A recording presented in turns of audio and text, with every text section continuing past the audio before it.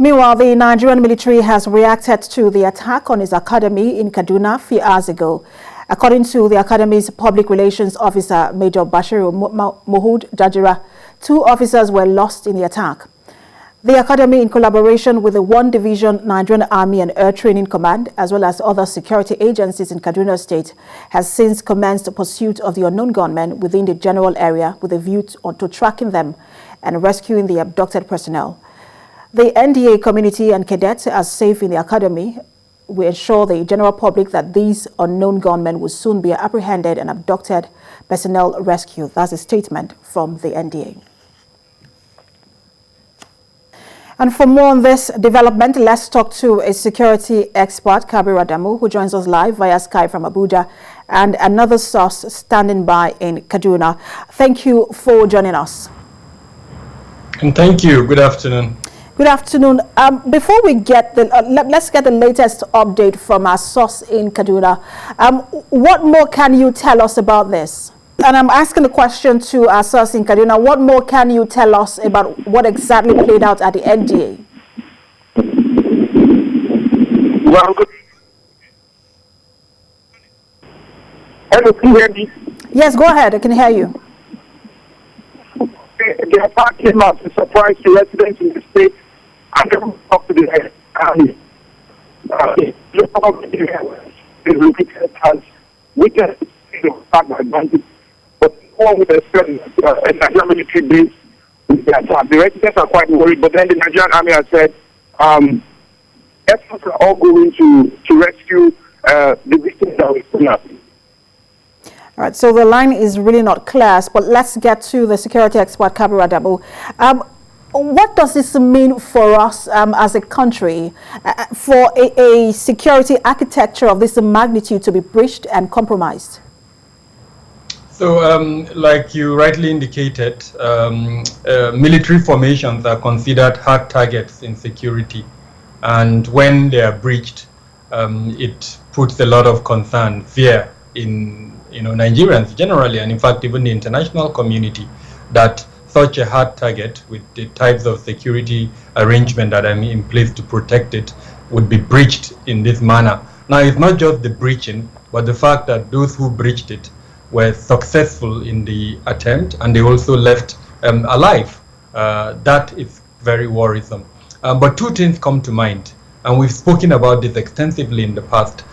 Former security practitioners, as a nation, we need to have a database of those that have served in all the security agencies and what they are doing currently, even the ones that left angrily or the ones that left happily on their own. We need to have that database. Anyone who has the effrontery to circumvent the security arrangement in a military formation like that most likely has a level of insider collaboration. The second point is intelligence. Intelligence would have given them an idea that something like that is about to happen, and they would have prevented it. All the warning signals that would indicate an impending attack could have been detected by intelligence. Let's even talk, before we get to intelligence, let's even talk about foresight, because the College of Forestry Mechanization, AFACA, was breached, and students were abducted. It is very close to the NDA. Shouldn't the NDA and NDA officers have known that something like this could happen if the bandits were successful enough to pick up students, kidnap students from the College of Forestry Mechanization? I'm sure they know, but again, they probably were of the opinion that because of the level of security arrangement in that place, no bandit would, dare enter that location. But the consultancy I had released a report about 3-4 months ago, where we showed that the weapons at the possession of these bandits are such that they are bold now. In terms of ratio, we calculated 586,000 law enforcement agents with weapons, and then about 4.5 million non-state actors with these weapons. So they are bold. Their effrontery with which they can attack such locations is frankly, to us that are on the other side, not the military now, it's as such that anything can happen anywhere in this country, unfortunately, could be attacked in this manner.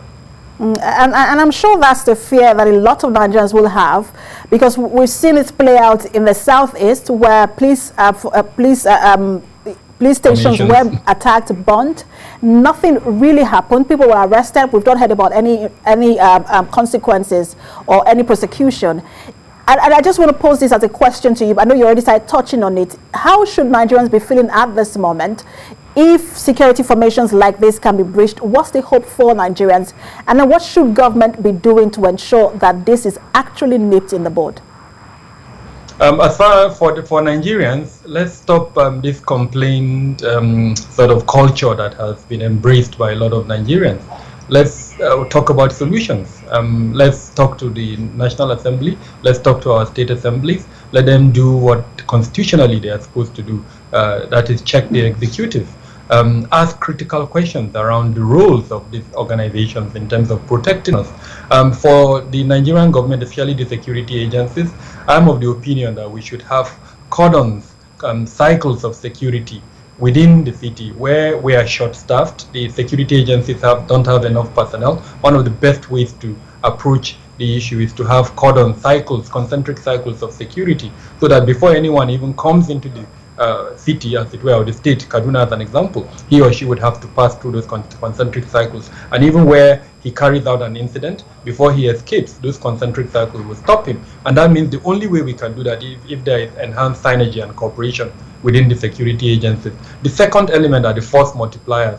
Issues around communication, issues around technology, drones as an example that would help keep an eye. Those guys came in a vehicle and they left with an abductee. So if we had that type of eye in the sky, surveillance capabilities, we would have known where they are. The third element, and this is beginning to sound like a broken, guitar, we need to dominate these ungoverned spaces.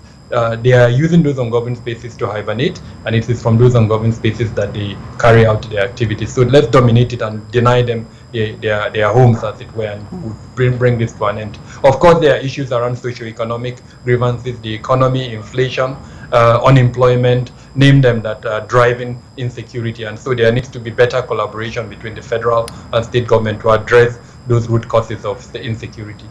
So just allow me put you on hold for a while. I understand that our line of communication with our source in Kaduna, we have a better line of communication now. What more can you tell us at this moment? What's going on now in terms of exactly what happened and then what is being done at the moment? Good afternoon. The attack came as a surprise to residents in the state and a rude shock to the Nigerian army. Igabi local government, where the school is located, has witnessed a series of attacks. We could recall that the Federal College of Forestry Technology in Afaka is also located in Igabi. But then I spoke with some residents in the town. They are quite disturbed because there are CCTV cameras planted around the school. But then these bandits still gain access into the school, and residents are quite worried. But then the public relations officer of the Nigerian Army, the Nigerian Army Academy, has said the military are carrying out offensive against these bandits, and they have begun a rescue mission to be able to recover the people that were abducted. Have we been able to, or has the two officers who were killed, have they been identified? Well, of course, the place has been cordoned off. We were not given access to the school, but then we don't know if they have been identified at the moment. We were denied access into the school, but they said efforts are ongoing to rescue those that were kidnapped. Talk to us about what you're hearing from residents, because I'm very sure they count on this NDA. There is hope for them because of the NDA being around them, and now to see that the NDA has been compromised. How do they feel about this? Well, of course, it came as a shock to everyone. People are surprised. It is about the safest place. It is assumed to be the safest place in the state. But then, being attacked, residents are worried, actually. Some of them, they are quite speechless at the moment. But then they are worried that the bandits could muster guts to attack a defense base. So the residents are worried at the moment in Kaduna State. And just quickly, talk to us about the general security in that area. What's the security like? Well, security troops have been deployed around the area at the moment to try to restore order and in other flashpoints in the state. They have said efforts are ongoing and they are going to do all it takes to rescue those that were abducted. Thank you so much for bringing us that update to our source in Kaduna. And thank you so much, security expert Kabir Adamu. But let me just allow you react to all that you have heard. He said residents are worried. He also, we've seen places in places like Zamfara where areas that are now deserted because people are scared and they're moving to other places. What's your worry concerning this?